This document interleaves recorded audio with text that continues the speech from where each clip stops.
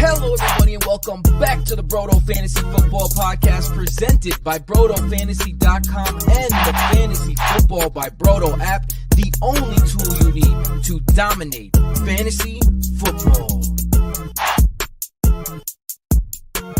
You already know what it is. Like, share, subscribe, download, click that bell for notifications. The app's always free. The app is always free at Google Play. You know where to find us at Broto Fantasy. It's your boy at PsychWardFF, the host with your most, get your league mates smoked. We out here. It's week 13. You guys already know. We chilling. We answering all the questions in the chat. Going to get to every single question as we always do. So keep those questions firing. Keep them coming on the Sunday. I'll hit up some player news, some breaking news, some player injuries. Starting it off with, we got like Travis Etienne expected to play. T. Higgins expected to get back in the lineup. Chris Olave, concussion, going to play. Staying with the Saints, we got Rashid Shaheed out. Kendre Miller as well. Michael Thomas banged up. So we'll do things like that as we go along. Get right into one of them right now because my boy Tom Brady Stan #GOAT is in here as always with the first question. He's a regular, always gets that first one in. Happy Sunday to you as well, my boy Bick. We got what's up, fellas? Screw, marry, kill Javonte Williams, Devin Singletary, Jaden Reed. Screw, marry, kill. Jaden Reed's one hell of a handsome fella. He's the younger guy here. So you're going to get a little bit of an elongated relationship too. I think he might be the marry. Javonte Williams, he's the banger. He's the thumper. Probably going to give you a pretty good screw. And Devin Singletary, we can get him out of here. With that said, I'll probably actually, in the start-sit realm, lean a little bit Javonte here. I really like Jaden Reed always, though. We got the boy Jason. Good to see you in here, Jay. Much love, much respect. Looking good in the Scott Fishbowl playoffs, but some injuries put me in a tough spot. PPR, Greg Dortch or Noah Brown. After seeing Kyler Murray's fit today, I'm pretty happily leaning Greg Dortch here. I actually think it's a little bit of a closer and more difficult start-sit than that. But Dortch has had 2 games back-to-back with 75% of the snaps, 2 games back-to-back with at least 8 targets, double-digit fantasy points in both of them. I kind of think that Greg Dortch is trending up. As much as I love Rondale Moore, like I'll keep him on my team for mascot and morale purposes always, but it seems very clear that they've kind of had their ways outs with him and given him what little opportunity they did want to see him have in that kind of change of pace and multiple dual threat backfield, deep threat role. But Rondale's targets and playing time is completely inconsistent, where Greg Dortch kind of seems to be stepping into that spot. I do genuinely think he's worth like a good, 9-10 points in PPR, especially in the Scott Fishbowl where you're going to get a little boost for first downs. Kyler Murray throwing for a lot of short first downs where you would expect kind of James Conner to get that work in those short yardage situations, but it kind of hasn't played out that way, at least in the last 2 games. Kyler threw for 16 first downs in their last loss. So he was a phenomenal start in Scott Fishbowl, obviously there, and a lot of those fall into Greg Dortch. I am going to slightly lean Dortch here. I do think that Noah Brown's, incredible heights that we saw were a huge propriety of Nico Collins and Robert Woods not being in the lineup. Tank Dell, Nico, and Woods will continue to see, 8, 9, 10, 11 targets each. And it's not like Stroud's going to get up to 50, 60 pass attempts. So I think Noah's more of a boom or bust here and could certainly, find his way into the end zone, but the opportunities just aren't falling his way. Whereas Dortch kind of seems like they're trending up. Appreciate you, man. That was great. Thank you. Appreciate you kinking in. Dortch season, baby. Let's go. Jay, for what it's worth, our boy Bick, who would usually be sitting here with me, but is moving into his new place, which looks absolutely lovely. Congratulations, my brother. So much love for you and your new journey and next step in life.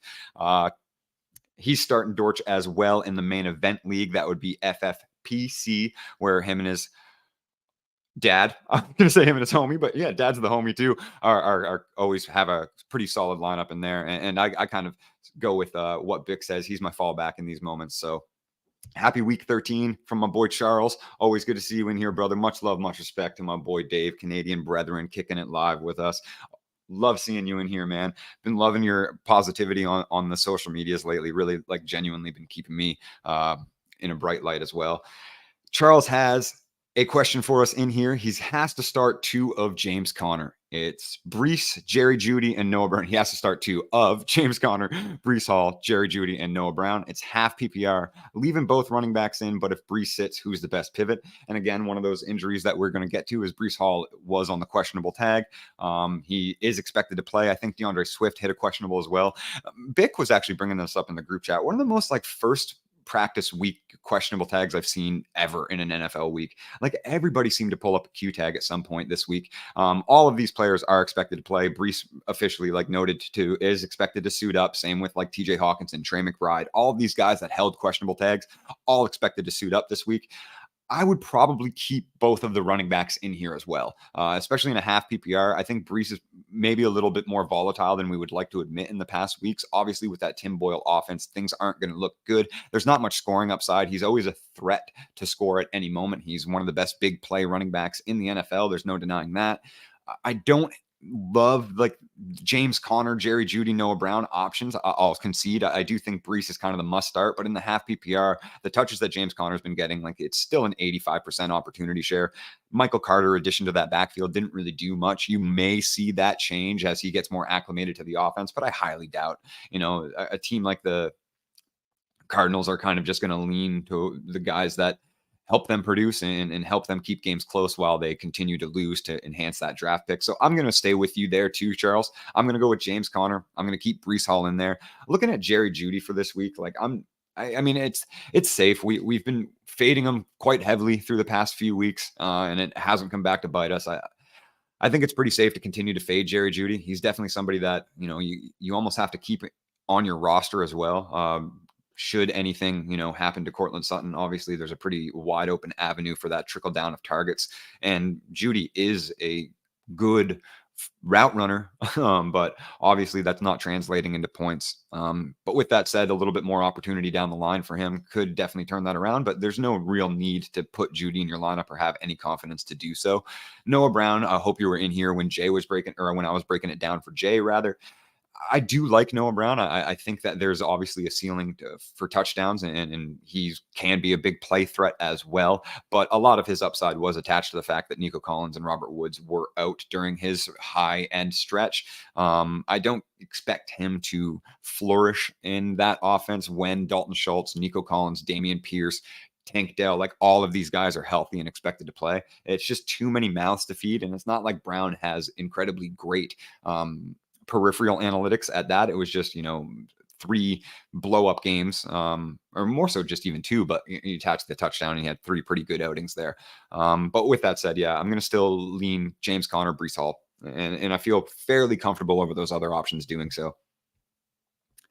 Fabian in here, a regular. So good to see you, man. I love all the regulars popping in and hanging out. We got a few in the chat as always. Fabian's got to start 2. My wide receiver 2 spot, my flex. This is 1 for full PPR. Should he roll with Marquise Brown and Calvin Ridley, or one of them and Ramondre in the flex?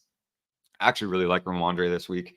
I mean, I hate that Patriots offense, but I think Ramondre is just continuously being slept on and ranked under consensus, especially when you look at things like ECR or Yahoo sleeper projections, like projected point totals. I do think that Ramondre is being a little bit undervalued right now, but I'm probably going to lean the exact same way as you. Marquise Brown finally kind of broke through with Kyler in the lineup. Obviously, like when Josh Dobbs was there, Marquise was putting up 17.5 points per game, was an incredibly high upside option for the first 6-7 weeks. Then we went 2 games of Clayton Tune, and then Kyler came back, and he had a rough 2 outings before last week, where obviously had a fairly great outing, leading the team in targets and all other receiving categories as well.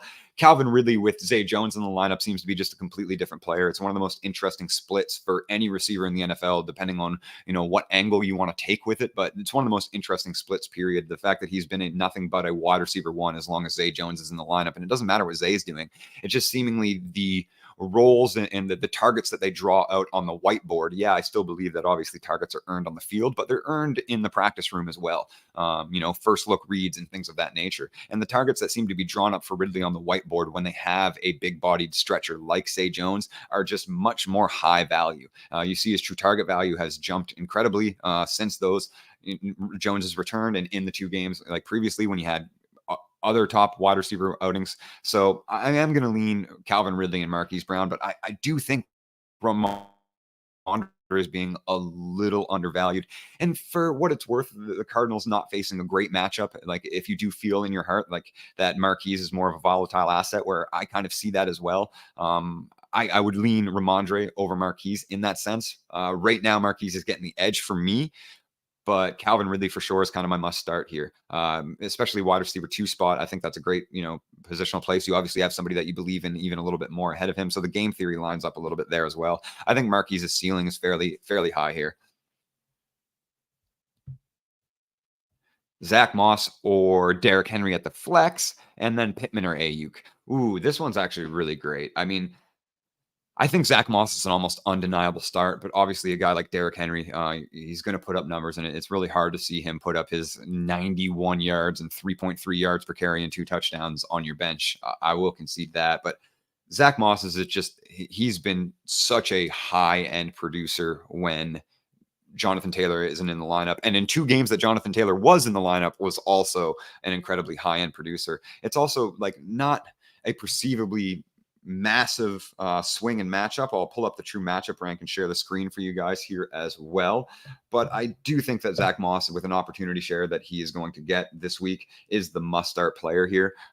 Derrick Henry, obviously, that Texans offense, like not really churning, not really doing much efficiently. He's just the big proprietor of touches. And Tajee Spears is working in there a little bit more as well. So you're going to see, maybe some volatility there. Tajee can break off a big play, has obviously been getting a lot of third down snaps, and, playing each other at that. Like Tennessee's run defense has been historically pretty good, but certainly fallen off and started to regress a little bit. Colts run defense is obviously the better matchup, but I still think just on pure, and you're going to get some pass catching work as well there. And that's where like the Titans right now are 23rd in true matchup rank. I did say I would share my screen and then I just never did, but the Titans are 23rd in true matchup rank right now. A little better against the rush than the receiving running back, but just a very slight differential, 21, 21st, 23rd overall. Colts, certainly a more perceivable and better matchup, but I still like the opportunity share and the talent of Zach Moss in that position. He's been playing better than Derrick Henry, and he's putting up better point per game numbers than Derrick Henry when he's the starter. So I think that's where I'm going to lean, and I'm not really going to hesitate to do so, because I think in a PPR format, hoping that this is one, that Zach Moss actually has a little bit more upside with his receiving ceiling that we've seen through the games that he has been the starter. Pittman or Ayuk here, I'm probably still going to lean Michael Pittman. Going back to that, as we can see with that share screen, Titans are pretty weak against wide receiver. In fact, 7th overall in true matchup rank. You're looking at a 13% increase to perceived production in points over average. They average 28.8 points per game to the wide receiver position combined. Now you can filter that down to like Josh Downs will get a little bit of work. Michael Pittman will get a little bit of work. I think sometimes this is perceived as a disingenuous stat, points per game allowed to wide receivers, because you'll often attach it just to the star wide receiver, but it's the entire wide receiver room. Still very high at 28.8 points. If you can, think of like Josh Downs gets his 6 for 6 and potentially a touchdown, that's still leaving 18 points for Michael Pittman. And I do think that Pittman obviously is the number one target there. You're going to see a little bit of target fluctuation with them, but it's been fairly consistent, even in Josh Downs' big games, that Pittman is going to be utilized often. He's also incredibly talented and underrated. I do genuinely believe that Michael Pittman, for what he produces and what he's continued to bring to the table as a fantasy asset, may be one of the most underrated players in the league, like continually sitting in the top 15, posting top 10 finishes at times as well. So I'm going to lean Pittman, and I am a huge Ayuk proprietor. If you've ever listened to me ever speak, you know that to be true. But the matchup against the Titans is fairly good. Obviously, the Eagles, fairly good matchup there as well. But I kind of think that Ayuk is a little bit more volatile than Pittman when you're talking about target totals, especially with Debo getting a little bit more mix. You're always going to see Christian McCaffrey. The Eagles secondary is absolutely horrendous, like porous. Don't get me wrong. It's still a great matchup for Ayuk, but you're not getting much of a matchup differential with Pittman. Still a top 10 matchup, and like a guarantee to 10 targets. Where, yes, we'll concede, obviously, Ayuk doesn't need the 10 targets to give you 2 touchdowns and 110 yards, but a little bit more volatility in the target share and similar ceilings is the point that I'm trying to make here. And Bick confirming a previous one as I ranted about Zach Moss for 6 minutes is Steven season. Yeah, I do like Ramondre. I think he's just continuously being a little undervalued. And something that Bick and I have brought up live before is people got really cold on Ramondre because obviously some slow starts, and like, yeah, I get it, but people aren't cold on guys like Breece Hall, who are also like, the RB 19 in points per game right now. So Stevenson, the whole reason that we drafted him high was because of the late season stretch of production that he gave us in 2023. We didn't look at it as an entire body of work. We looked at it as the incredible week winning upside that he can give you in a vacuum period. So I still think that Stevenson has a lot of that, and we are starting to see it as the season goes on, right in that same window that we kind of drafted him for. Terry McLaurin against Miami, Puka against Cleveland, Singletary against Denver, and he has to start too. Puka against Cleveland. I know Denzel Ward is questionable and probably out, actually, if I remember correctly, seeing that I think they've downgraded him to out. Terry against Miami is the one that I'm definitely going to lean into a little bit more. Terry been incredibly volatile, but Puka hasn't been incredibly great either. Also, the Cleveland defense is just unmatched this season. They are the best defense in the NFL based on averages, points allowed, things of that nature. Myles Garrett, in my opinion, if there was ever to make an argument after Lawrence Taylor for somebody to win Defensive Player of the Year and MVP at the same time, we are looking at it. You're talking about a team that legitimately might make it into the playoffs without a quarterback on the back of one defensive player. Little rant there, but I like Terry McLaurin against Miami. I obviously see we've seen, I think it's 8 of the 9 games, 8 of his last 9 starts. Sam Howell has attempted more than 40 pass attempts. There has been some volatility with Terry McLaurin this year. But that offense is going to need to pass. They're going to need to hum. They're going to need to score. I think Terry McLaurin's a great play here against Miami and what should be a high upside aerial attack shootout with the Commanders' defense looking absolutely horrendous, getting rid of their 2 top pass rushers as well. Puka against Cleveland is kind of where I'm leaning away. I feel a lot worse about that matchup than I do against Singletary against Denver. Even with Dameon Pierce perceivably active in the lineup yet, he carried a questionable tag this week as well, obviously started last week. There's going to be a split in opportunity there. And where we're seeing the biggest split when they do play together is in receptions and receiving work, which is heavily leaning towards Singletary.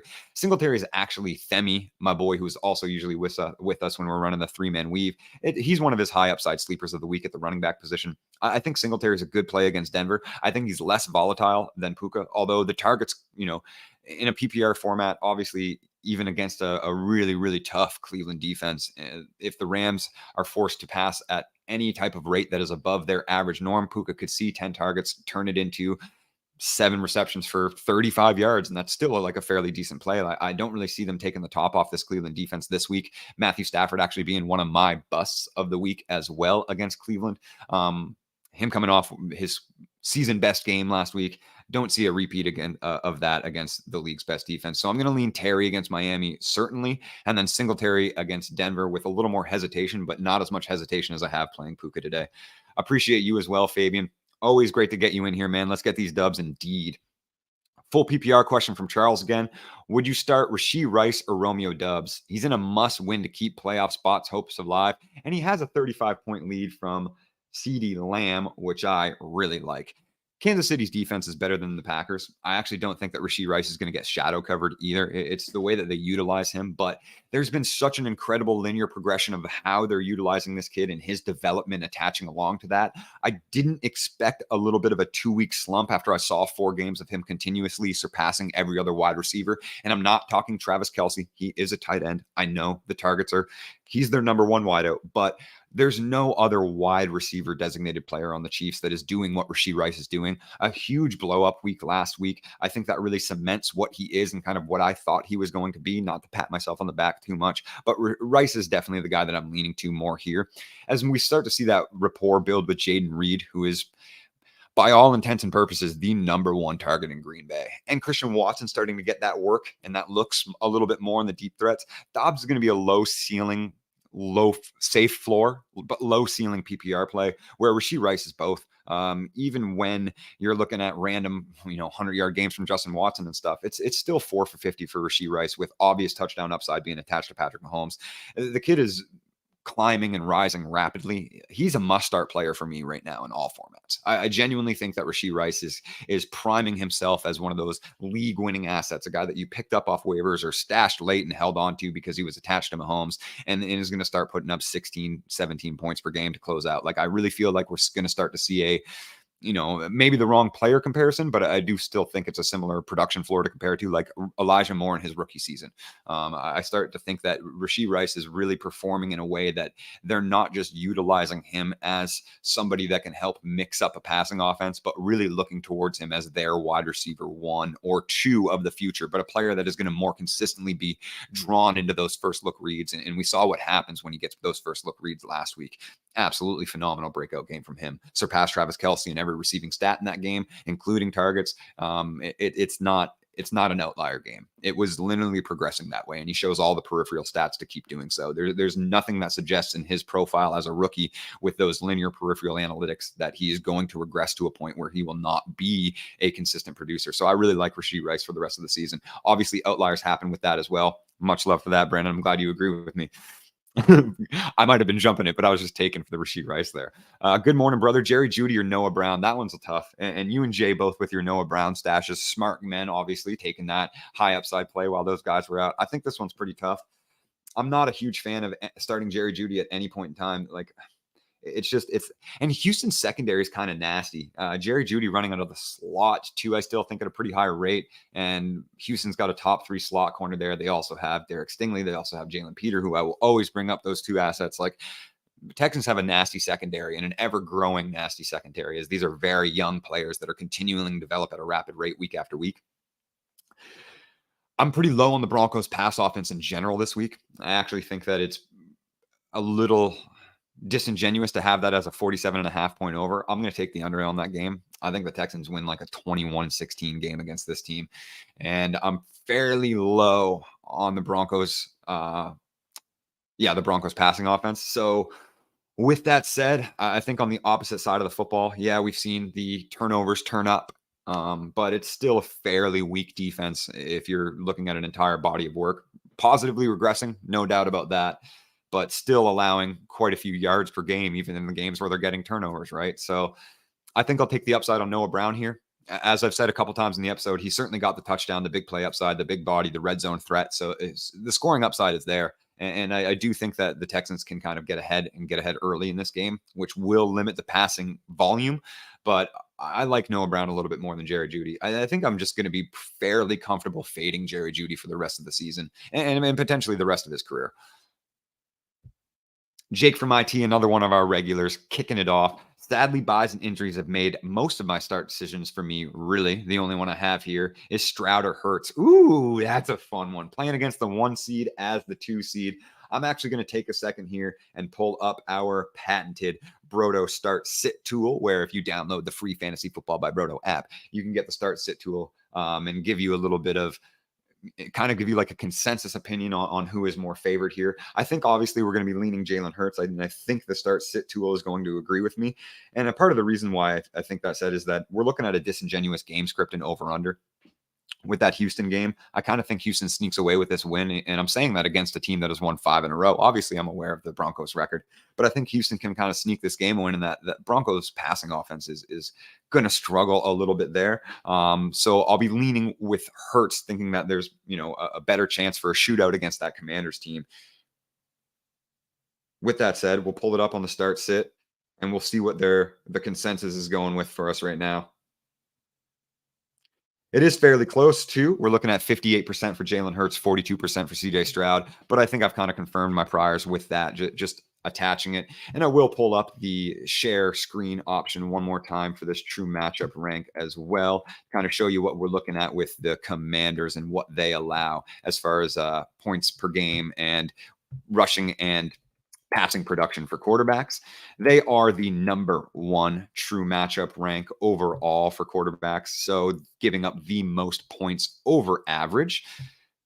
We've got them giving up 26.2 points per game. That is 56% over the expected average. So whatever Jalen Hurts averages right now, you can expect a 56% increase in that production. And specifically, the increases are going to come via a 104% increase in passing production, 23.1 points per game. That's first overall, which is an incredibly different distinction between the Washington Commanders' points per game allowed on the ground and negative 19%, 23rd overall, 3.1.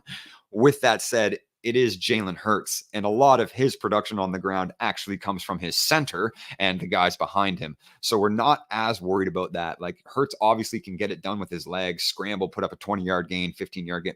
No, of course he can. He's incredibly quick, incredibly fast. That's not what we're getting at here. It's just I'm not as concerned at a number like this because it's not somebody that relies on that production either. His passing numbers have been incredibly mediocre this season, but still looking at that incredible uptick, that helps that. And an expected decrease, rather, in rushing production for Jalen Hurts. Like, really doesn't scare me because you're minimizing his yardage total basically. And like, yeah, we can do that. No problem. Minimize his yardage total from the 42 a game that he's averaging to 21 and still attach 2 1-yard push touchdowns to it. Yeah, like that's why it's not as concerning. Obviously, Stroud against progressing, positively regressing Broncos defense that has been turning the ball or creating turnovers a lot more doesn't necessarily worry me as much. I still looking at their whole body of work. Stroud has a great avenue to produce, but I don't think that he outproduces Jalen Hurts. With that said, I do want to like bring up for all of our dynasty listeners, there's a major avenue right now to actually get incredible return on CJ Stroud. I know what we're seeing as a rookie. I know it's historic, but Justin Herbert also did this. And the rushing upside, it kind of leans towards Stroud. He's definitely doing a little bit more with his legs as well for a dynasty asset than a guy like Herbert or Joe Burrow.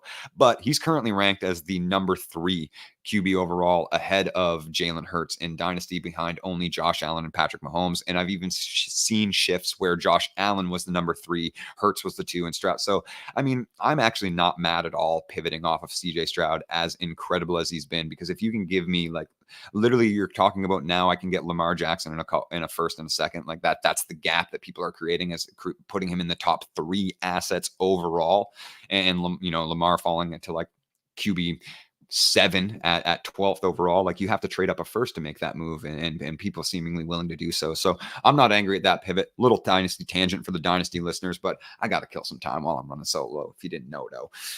I traded for Rice in Dynasty League in the preseason. LFG, let's fucking go indeed. Yeah, I was a big Rashee Rice proprietor coming out of SMU, but I didn't draft him very highly or rank him very highly. A lot of my Dynasty weighted rankings will obviously come in the value that you can get in return if you're a rebuilder. I don't just rank for contenders, right? But obviously we're always trying to win championships here. Sometimes you just want to win them down the line because you can't right now. So I hadn't had a Rashee Rice ranked incredibly high in my dynasty rankings coming into the season, but much higher than consensus, absolutely. And I think he's confirming my priors. My man, half PPR, Javonte or Najee Harris, from my boy Benjamin Hare here. I think with that opportunity split that we're seeing, oh man, it's Arizona's defense though. Like that's so hard. The opportunity split that we're seeing with Jaylen Warren and Najee Harris isn't really like a starter to a backup split. It really is much more 50-50. Yeah, they named Jaylen Warren the starter. That means that he's out there for the first snap of the first drive and nothing more. That's basically all that role means. We kind of saw the same thing when the Patriots called Ezekiel Elliott the starter, and then Ramondre just continued to outproduce him in every facet.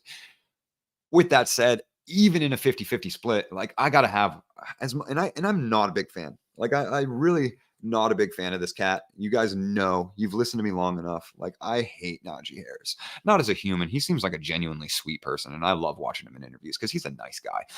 I hate having him on my rosters. I hate putting him in my lineups. He's an incredibly volatile, plotting asset that needs to score a touchdown on a team that plays like Iowa. They score 8 points a game and win, and I hate it. But it's against the Cardinals, I do still have Najee ranked inside of the top 20 running backs this week, and I also have Jaylen Warren like ranked right in front of him. I don't really know how to split those two up, so you're looking at like RB 18 and 19. Do I have Javonte ahead? Yes, I do. It's a little tougher, I think, because Najee obviously has the better matchup. I'm higher on Javonte than consensus this week as well, but against Houston, I know that the passing has started to go to Samaje Perine. We saw 8 targets, 8 catches type of like. So I know he's not getting the passing work that we know he is capable of, because Javonte has had multiple 7-target games in his career, which is just such a beautiful ceiling for receptions. But the opportunity split isn't very even otherwise. Like you're still looking at snaps leaning towards Javonte, rushing percentage leaning towards Javonte, total target share on the season leaning towards Javonte, but obviously by much less after that little PPR game from Samaje last week. I'm going to lean Javonte very slightly, but I do honestly like, I think that you're looking at a pretty safe floor with Najee this week. It's Arizona. Those 12 touches that the Steelers are going to give him are going to yield fantasy points, even in his plotting ways. It's the Cardinals defense. Like sometimes you just have to not get cute. And I do like Javonte more this week, repeat that, bears repeating, but I think you might be getting a bit of a safer floor with Najee. So it kind of depends on your game theory there, man. Like if you're in a hole from the Thursday night matchups, you faced a DK Metcalf, you had a CeeDee Lamb, Jake Ferguson on the other side of your matchup, then maybe Javonte, for what I could perceive, is just the better player. And, can obviously put up RB1 finishes, where Najee is in a time split, but has such a better matchup that it's very hard to deny having him as a flex or RB2 option this week. Hurts is playing San Fran. Yeah, I really made that brutally mistake afterwards. Thanks, Pick. With that said, I still think it's the Dolphins. You're right. Tua is playing the Commanders, which, hey, I mean, Tua with an incredible uptick in passing perception. I appreciate you jumping in there for that, Bick. Hurts playing San Fran doesn't really change my opinion there. I'm still going to lean Jalen Hurts over CJ Stroud, but obviously the passing matchup not nearly as good. Good morning from Big Will, my guy, always up in here, always showing the sport. Yeah, I mean, I agree with you, brother. I wish I wouldn't have gone such a long tangent, but now we at least can attach all positive vibes to Tua today for getting a massive increase in points over average for his passing production when he relies heavily on it in the first place. So anybody that got any Tua questions and is listening, there you go. But Hurts playing San Fran still hurts over Stroud in any given week. Agree with that. Apologize for the mix-up. My boy Will, back to him. Bad choice in tight end, half PPR. Brother, you're always giving me the tough ones. I'm used to it. Brevin Jordan or Kyle Pitts. Are we really doing this? The fact that we are, and I can understand that we are, is the craziest part about it. But I'm going Pitts, man. I'm still going to go Pitts. I know they're playing the Jets. Like, I get it. I understand. I just can't. I can't with Brevin Jordan. Because even then in a hurt, like in that hurt Evan Ingram situation that we're looking at, like wasn't what's his name? Logan Farrell, right? Like a big uptick in snap percentage. So we're not even sure that Brevin's really like the backup there. I think we're going to lean Kyle Pitts, and it's insane that this even has to be asked. And it has to be asked because you're looking at like the tight end 24 in points per game in Kyle Pitts. Like it has to be asked. But I'm going to go Pitts still. I'm going to go Pitts. Puka or Cup in PPR. Excellent one here, man. I actually do think it's Puka. I genuinely do think it's Puka. And I talked about it a little bit last week and a little bit during the articles this week. Head over to brotofantasy.com. Check out the content that we've been dropping. The boys are on fire this week and last week with all their predictions and their hit rates. But we actually have a larger sample size of regression and negative production from Cooper Kupp than we do for Puka Nacua this season. We had 2 games where Cooper Kupp comes back and has, over 220 yards combined, 1 touchdown, over 21 targets, 18 receptions in those first 2 games, and has yet to even combine for that in the last 5. Like he has fewer than 200 yards, fewer than 21, fewer than 18 receptions in the last 5 games. So, I mean, we legitimately have a larger sample size of negative production and regression for Cooper Kupp than we do for Puka. And Puka continually putting up a solid PPR ceiling, even in his down games where you're not getting that from Cooper. Yeah, I mean, I kind of think you have to. I think you have to keep leaning Puka. And it's a tough matchup, a game where I'm not very confident starting either one of those options. Obviously, the Browns defense, again, if you weren't tuning in earlier, Matt, the best defense in the NFL for all intents and purposes. And I really genuinely think that it's a down game for every member of that Rams offense, save for potentially Kyron Williams. But Puka is the guy that I'm going to lean over Kupp. And it's a tough one, man. I'll immediately say that I could be completely wrong, as I just was with whoever the Eagles were playing. I've been wrong before, but yeah, I feel much more confident in the guy that's actually producing. Would you start Muth, Taysom, or Njoku full PPR? I think I'm going to start Freiermuth against the Cardinals. I mean, I've been one of the biggest Pat Freiermuth proprietors since forever. He was always supposed to be the tight end one of that class, and then Pitts has a senior breakout as a wide receiver and then declares as a tight. I transgress.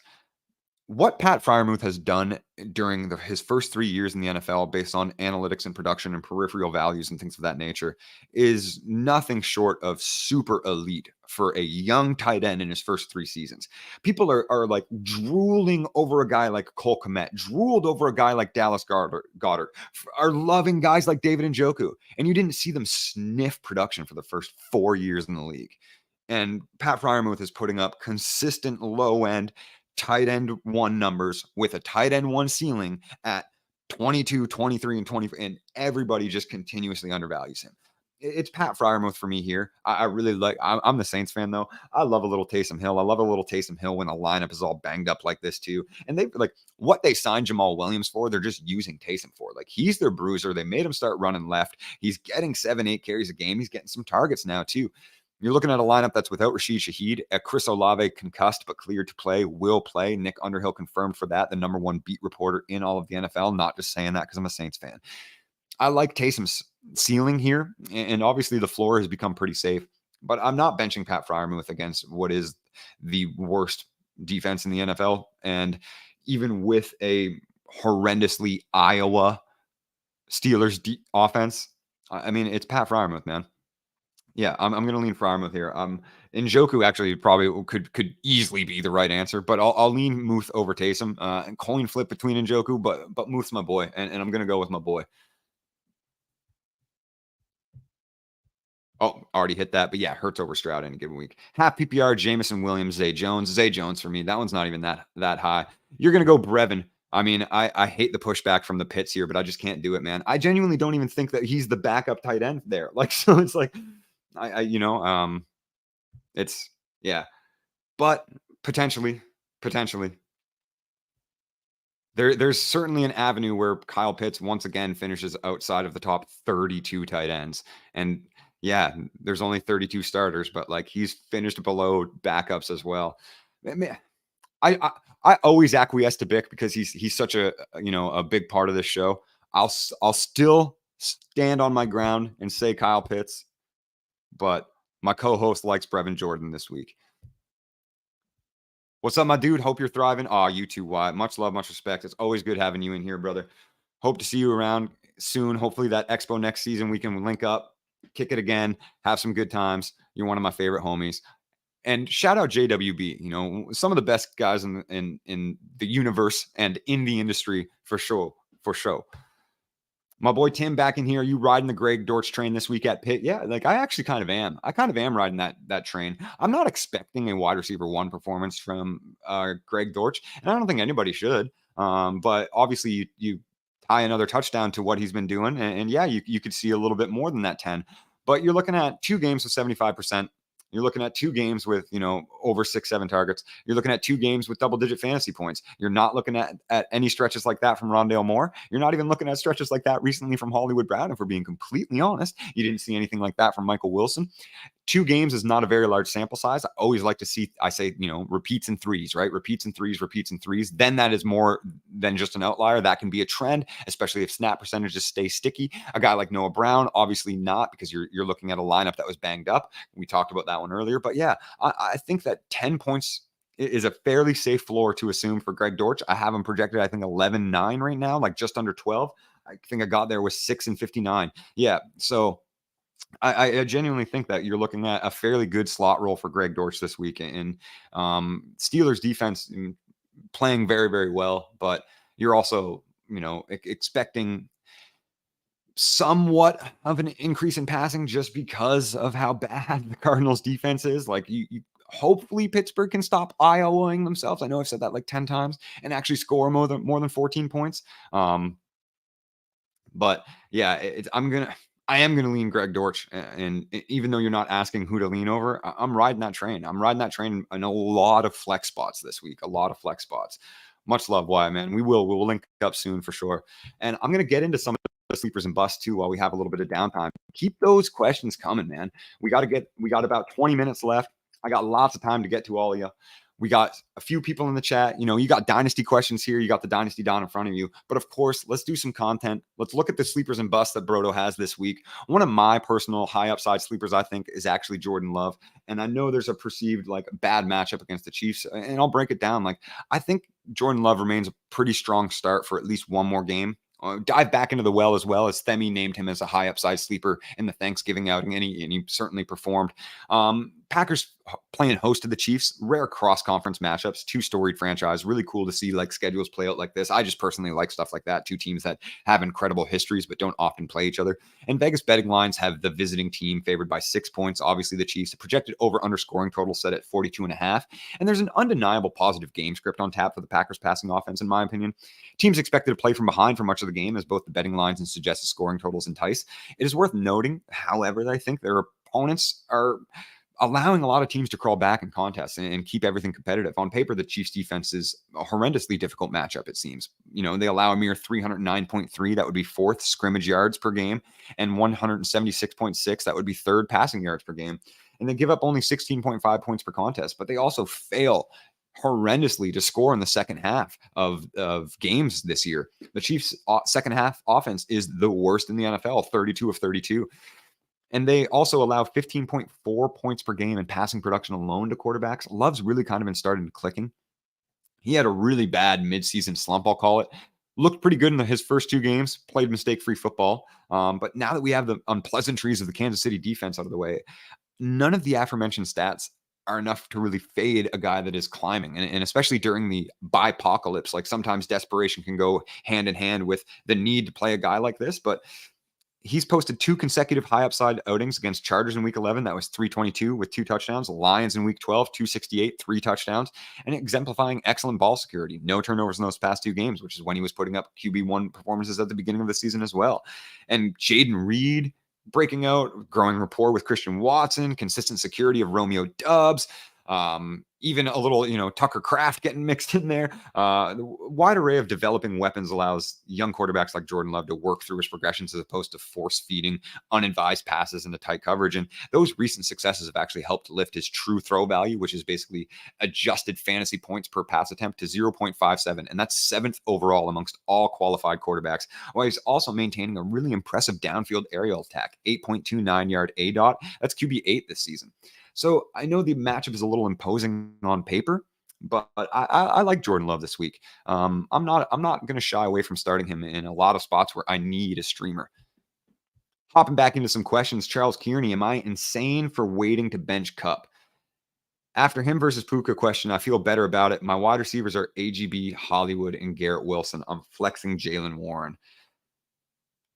Wanting to bench Kupp. Sorry. I mean, you guys all read it, but I just said, wait. I don't think you're that insane. I also think you have some pretty good pivots here. Like AGB, Hollywood, and Garrett Wilson are all fairly good pivots, man.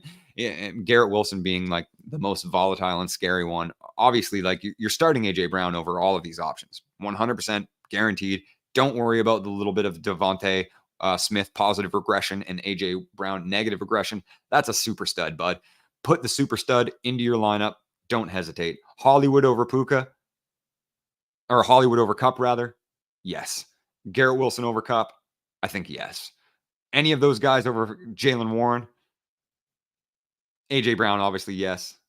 Warren probably over Wilson for a little bit of safety. Whereas obviously Tim Boyle's volatility to that offense hurts real bad, but you're still going to get some real nice Garrett Wilson garbage time targets. Ooh, the ARs of the Canadian came out hard there. And some Garrett Wilson good garbage time.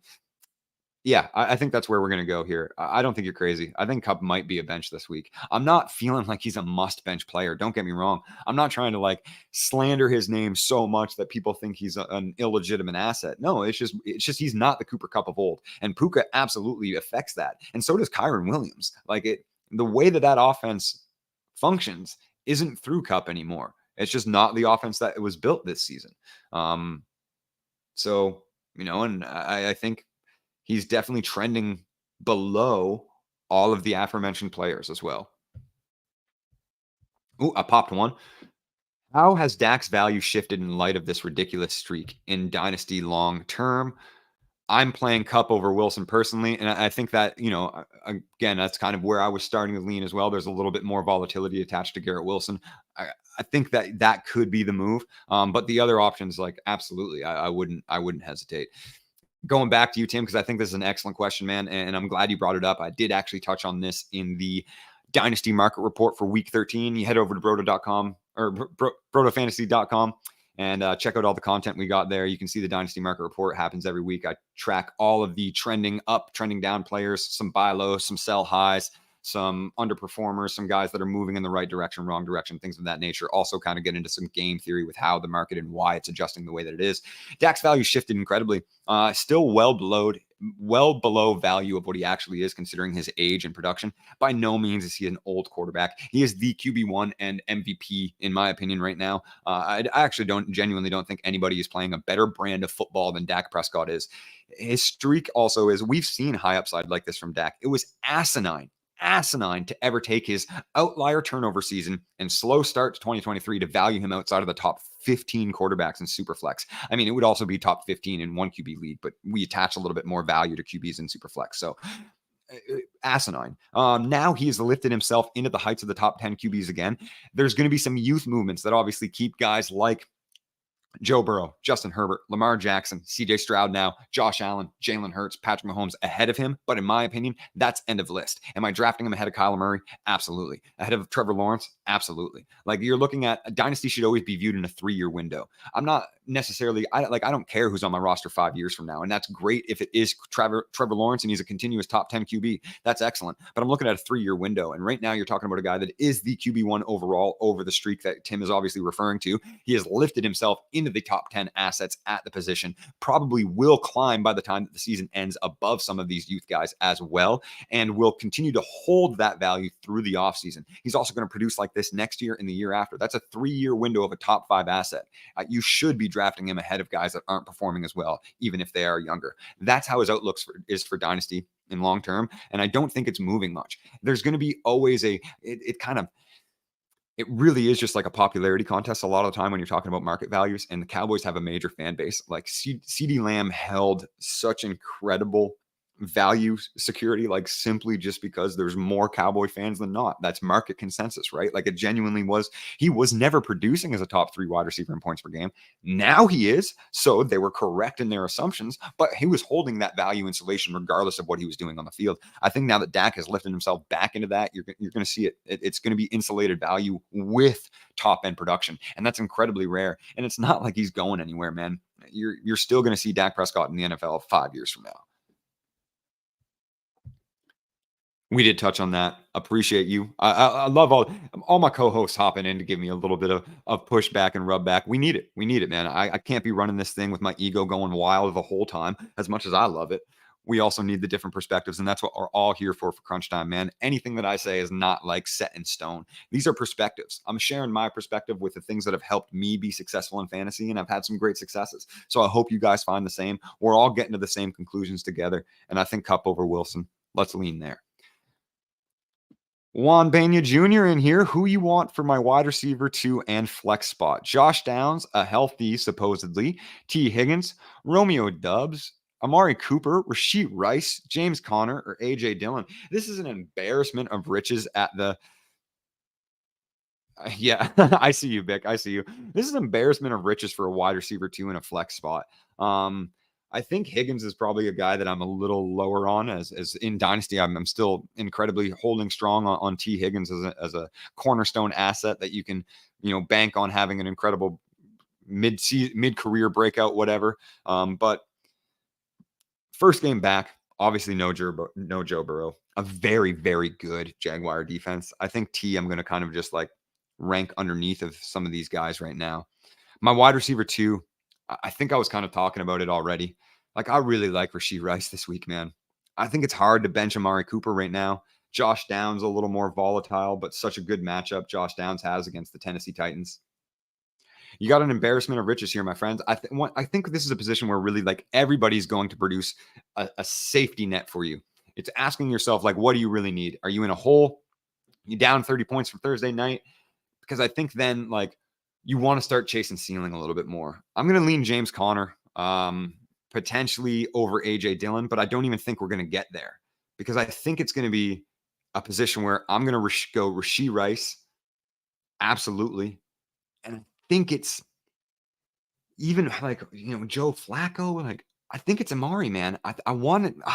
It's so close between Amari Cooper and Josh Downs. T. Higgins is my fade out here. Romeo Doubs, I think, is a very safe floor play. But what I'm going to chase in this particular decision is a bit of floor with insured ceiling. I think I'm going to go Amari Cooper and Rashee Rice. I'm not very interested in James Conner or A.J. Dillon. I'll be completely honest about that. I'm not overly interested when these are my other options and I can be chasing a similar ceiling of production with increased chances at floor. So I want to, I'm locking in Rashee Rice. I'm locking in Rashee Rice.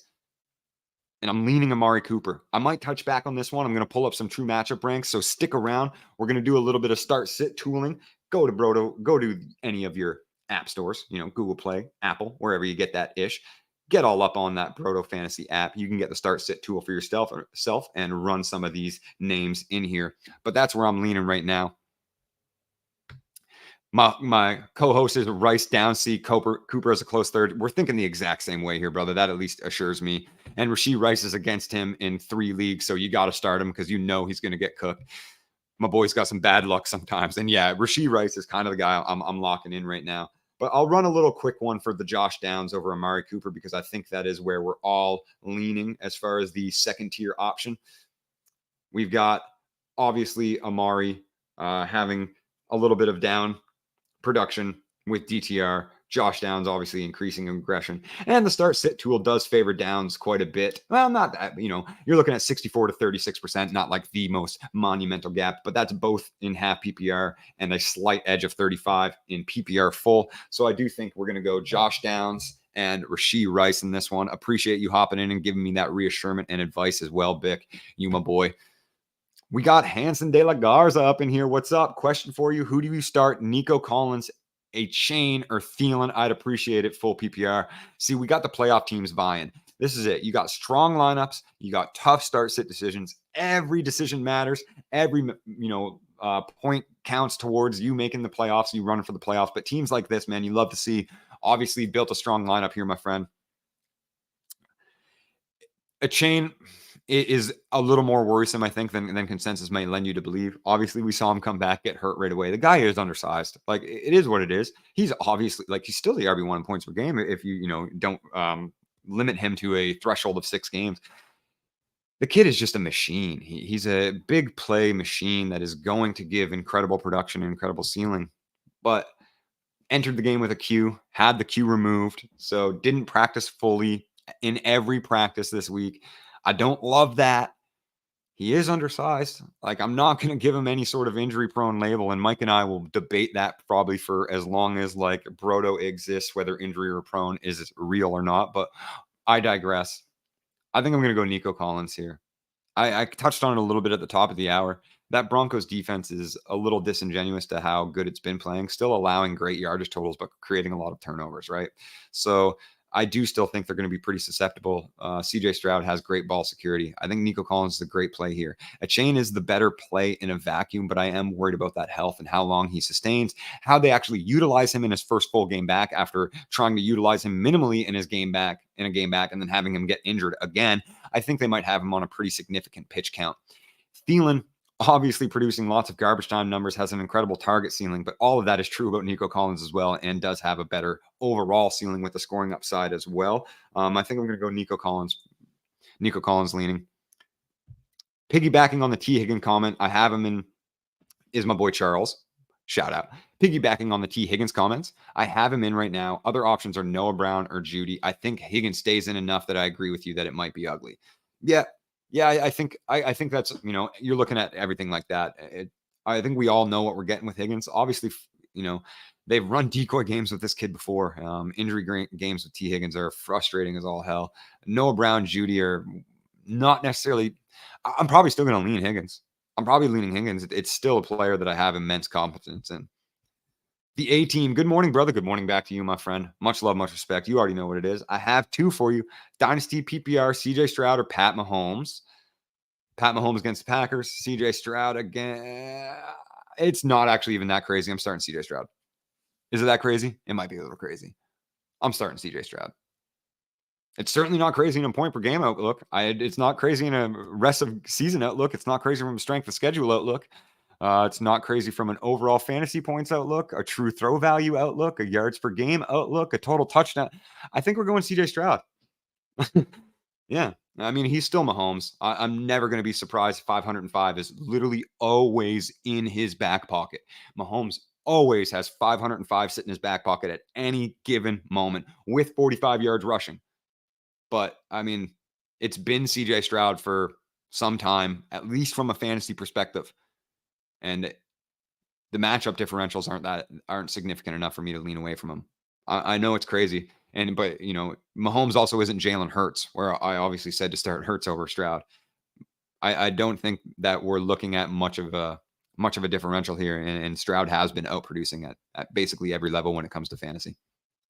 Start one PPR. I'll get to your second in a second, my brother. We're just gonna hop through this one. Start one PPR. Hollywood, Swift, Najee, Rice. For me, against the 49ers defense, although I thought it was the Commanders earlier, Swift is a little bit more of a fade. I like Rashee Rice a lot. Najee has the easiest matchup. I think I'm going to go Rashee Rice. I might come back and think about this one a little bit. It's between kind of like all very good options, but I'm going with that upside of Rice. I think Swift probably actually is a better a play than the matchup rank would suggest, though. But with that said, I think I'm going to go gut feeling in Rashee Rice. Finally jumping back into your A-team question, brother. Also, pick 3, Tank Dell, Nico, Devontae, Adam Thielen, Rashee Rice, Jalen Reed, Deontay. What is wrong? Boys, you guys have the most insane teams and questions coming in today. Okay, pick 3. Pick 3. All right. Tank Dell, Nico Collins, Devontae Smith, Adam Thielen, Rashee Rice, Jalen Reed, Deontay Johnson. I almost feel like you have them in perfect order, but I'm going to swap Rashee Rice for Adam Thielen. I think we're going to go Tank Dell, Nico, Devontae Smith. And then I get really close with Rashee Rice and Devontae, Rashee Rice and Adam Thielen. Jalen Reed and Deontay Johnson a little bit more volatile for my liking, especially in comparison to these other assets.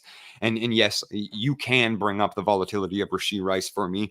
It's not turning me off. I've seen the linear progression in targets. I've seen him continuously run more routes and have more yards per route run, more yak over expected, more everything over expected than every other member of the Chiefs offense. And a lot of those minute peripheral analytics, he is cooking over Travis Kelce too, just not seeing as many opportunities, but certainly seeing way more opportunities than any other designated wide receiver on that offense. I like Rashee Rice, but I do think like Tank Dell, Nico, Devontae are the plays. Rashee Rice is the one that I want to get in over Devontae, but I'm probably going to start both Texans wideouts. It's been a good idea to start both Texans wideouts for the last 2 games, certainly. And I think we've got, like 4-game sample size where Stroud has upheld both of them as top 16 options. So I'm very much into that. Obviously, Nico got hurt to be able to have that sample size a little bit taller. But I'm okay with starting both of those wide receivers, man. I genuinely am. I have no quarrels over it whatsoever in any matchup. I'm good starting both Texans, Devontae, and then Rashee Rice is the one that you want to flip a coin on. I feel all right with that. Kane over 11.5 receiving yards. Yeah, I will take that lock of a bet. But again, I think a pitch count is probably in order. And I'm a little bit worried about a re-injury. I can't help it. There's no science behind it. It's just a little worried. We all get Justin Jefferson back next week. Thank you for hopping in, my brother. It's always good to see you guys in the chat. I love hanging out. This is one of my toughest things. And I love what Bick is doing right now. Hard to bench switch in my opinion, but I get it. I probably go Swift, Najee, Rice. I'm not mad at that at all either. Hollywood, Swift, Rice. Then if you're still around, my friend, I want you to hop in and tell me a little bit of what you think about this one, Bick, because I'm having a tough one with it, but I think I'm going both Texans receivers and Devontae Smith. Like, I think that's just what I want to lock in. I feel like A-Team ordered it in the right direction for me already. A little volatility attached to the last 2 options, obviously. And then Tank and Nico are must-start players.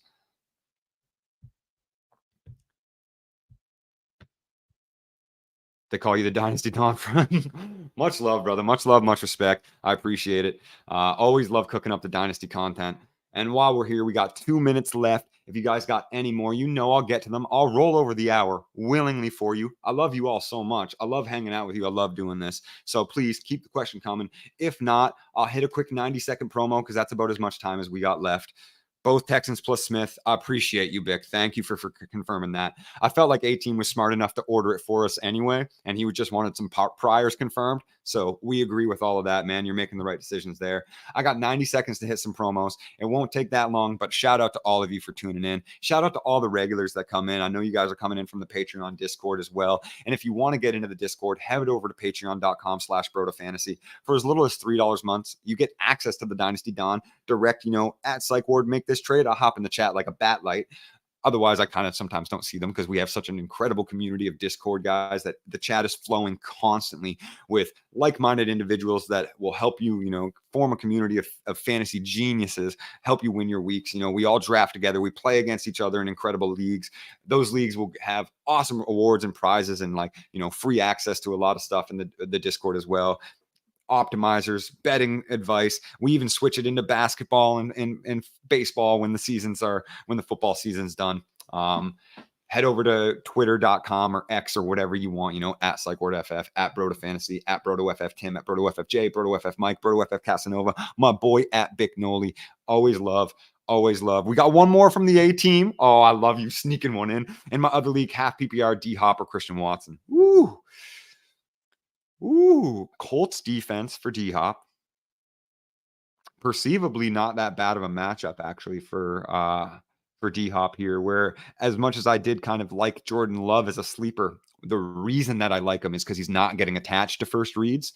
And that's where Willie Snead, or obviously, right, has really helped lock down those first read looks as far as next-gen analytics are concerned. He's one of the best first read defenders, apparently, in the NFL right now. You love to see that from Snead.